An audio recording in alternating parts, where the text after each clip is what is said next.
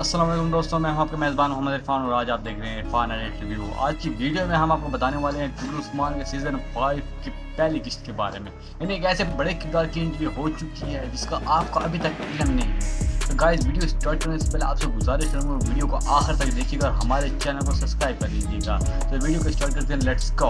दोस्तों, मैं आज आपको बताऊंगा कुल्लू उस्मान की तारीख के बारे में, यानी कुल्लू उस्मान सीरीज का पहला ट्रेलर कब जारी कर दिया जाएगा और इसमें एक ऐसी किरदार की एंट्री जो सबसे बड़ा किरदार था, उसने कुल्लू उस्मान सीरीज को ज्वाइन करने से इनकार कर दिया। सबसे पहले बताते हैं आपको कुल्लू उस्मान की तारीख के बारे में। नजरीन ग्रामी, कुल्लू उस्मान सीरीज 27 अगस्त 2023 को पहला ट्रेलर जारी कर दिया जाएगा और जो पहली किस्त होगी वो सितंबर की 6 तारीख को रिलीज कर दी जाएगी।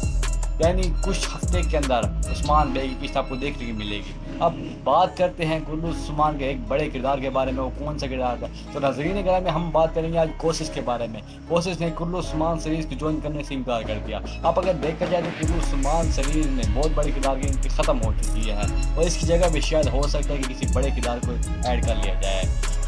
तो गाइस, आज की वीडियो इतनी, अगर आपको पसंद आई तो वीडियो को लाइक करना और हमारे सब्सक्राइब के बटन को लाजमी दबा के जाए।